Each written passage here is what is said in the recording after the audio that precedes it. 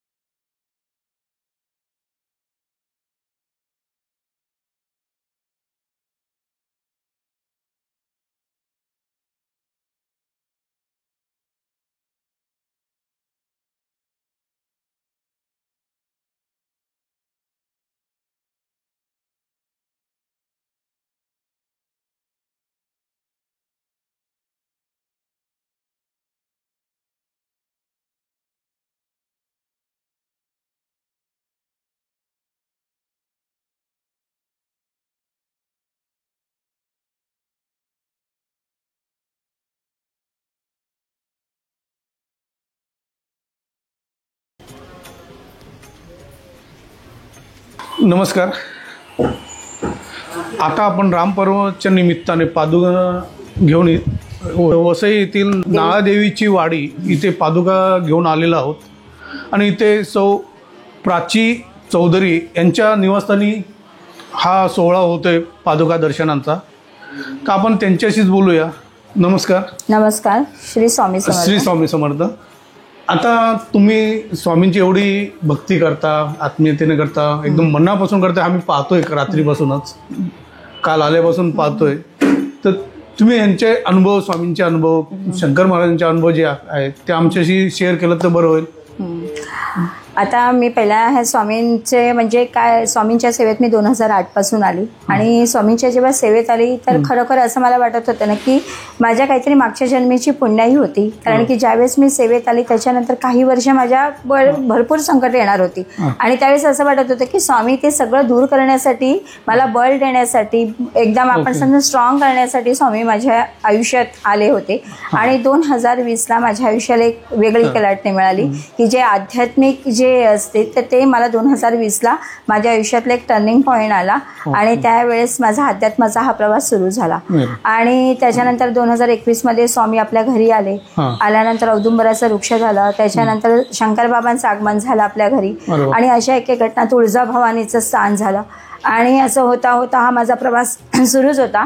आणि आताच काही दिवसापूर्वी मला बऱ्याच वेळा असं आहे की युट्यूबवरती स्वामींचे अनुभव ऐकायची किंवा काय आवड आहे आणि अचानक वाई येथील कार्यक्रम येथे कार्यक्रम आहे रामपर्वाचा एक भद्रेश्वर मंदिर आहे तिथे रामपर्वाचा पादुका सोहळ्यांचा कार्यक्रम होता आणि ते मला कळलं. त्याच्यानंतर तिकडचे जे रास्ते काका आहेत त्यांचा नंबर होता तर त्यांचा मी त्याच्यावर नंबर असल्यामुळे त्यांच्याशी संपर्क केला आणि मी 1 जूनला काही करून तिकडे जायचं फुल पण स्वामींचं तर ते ठरवलं आणि मी जाण्याचा निर्णय घेतला. खरं तर पहिली गोष्ट म्हणजे वाई कुठे आहे हेही मला माहिती नव्हतं आणि आमच्या एका सरांना मी विचारलं की वाई सर कुठे आहे. ते बोलले महाबळेश्वरच्या अर्धा पाऊण तास आधी आहे आणि तो दिवस खरंच माझ्यासाठी कदाचित भाग्याचा असेल कारण की तिकडे जाऊन मला बरंच काही मिळणार होतं.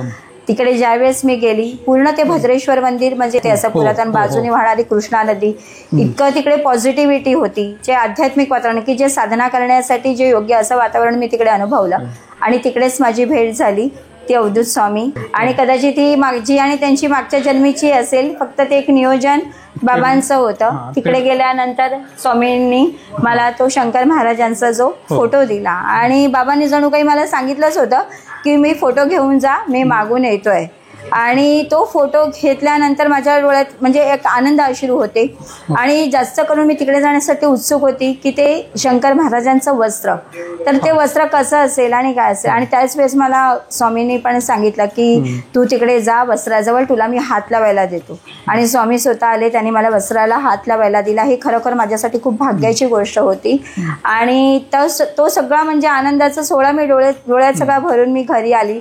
माझ्याकडून ते सगळं जातच नव्हतं की स्वामी कोण आहेत स्वामी कसं आहेत काय आहेत आणि अचानक मला 2 दिवसापूर्वी स्वामींचा फोन आला की आम्ही तुमच्याकडे पादुका घेऊन येतोय.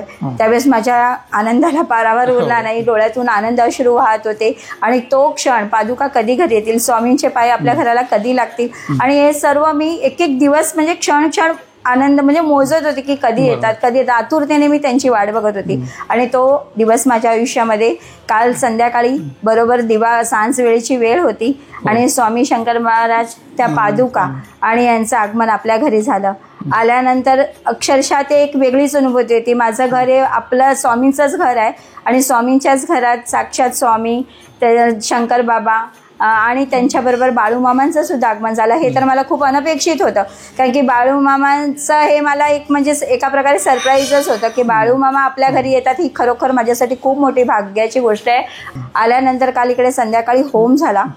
अवधूत स्वामी होते होम झाला सगळे जण त्यांचे दीपक भाऊ आणि दुसरे पण होते तर त्या होमामध्ये सुद्धा बऱ्याच अनुभूती आल्या की ते होम करताना सुद्धा साक्षात त्याच्यामध्ये महाराजांचं शंकर महाराजांचं दर्शन झालं ओमची आकृती झाली. त्याच वेळेस आम्हाला कळलं की हे काहीतरी अद्भुत आहे. स्वामींचं सुद्धा त्याच्यामध्ये आम्हाला दर्शन झालेलं आहे. मामा आलेले आहेत धनकवडीवरून शंकर महाराजांचं वस्त्र आणि साक्षात शंकर बाबा सुद्धा आपल्याकडे आलेले आहेत.